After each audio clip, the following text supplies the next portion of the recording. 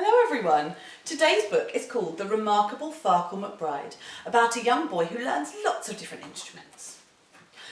Oh, pity the prodigy Farkle McBride, no matter what instrument poor Farkle tried, whether strumming or blowing, or drumming or bowing, his musical passions were unsatisfied. When Farkle McBride was a 3-year-old tyke, all freckly, bony and thin, he astonished his friends and his family alike by playing superb violin.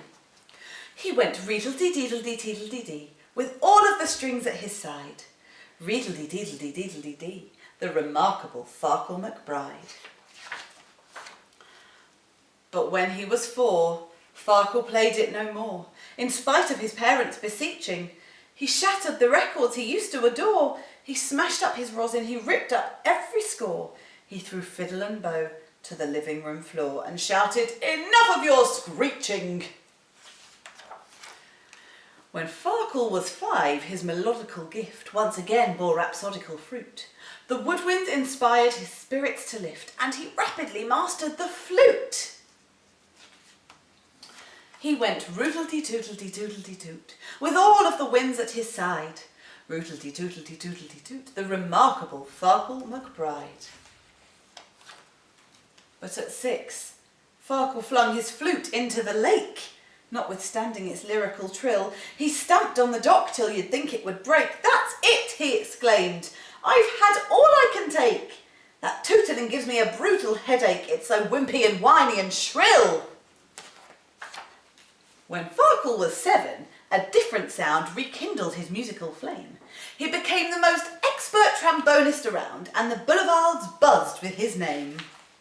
He went vroom-pa-dee-dum-pa-dee-dum-pa-dee-dum, with all of the brass at his side. Vroom-pa-dee-bum-pa-dee-bum-pa-dee-bum, the remarkable Farkle McBride.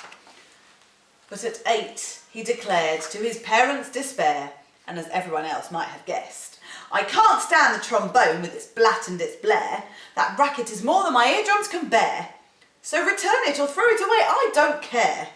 I despise it just like all the rest."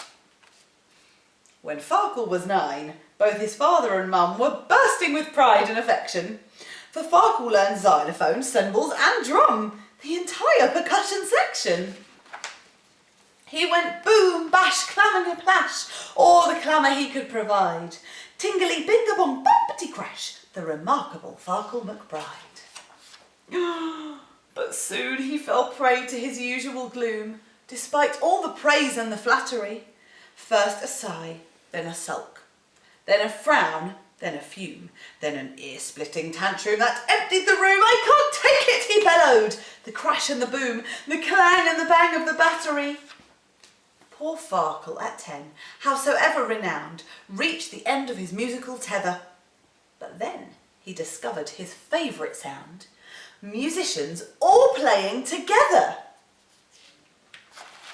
It happened like this. The conductor caught a cold on the day of a major recital. "You've got to replace him," young Farkle was told. "Your cooperation is vital." So he took the baton and gave the downbeat. A kaboom! The foundations were shaken by glorious music, bombastic and sweet, that filled up the hall and spilled into the street. Music that brought the whole crowd to its feet from the instruments he had forsaken. They went reedle-dee-deedle-dee, vroom-patty-bang. "Bravo!" all the spectators cried. "Deedle-dee-doodle-dee-dumpety-clang," the remarkable Farkle McBride. Since that sparkling night, Maestro Farkle McBride conducts all the instruments he ever tried. His happy heart sings to brass, drums, wind and strings, and remarkable Farkle is at last satisfied. And there he is with the whole orchestra. Thanks everyone. Bye.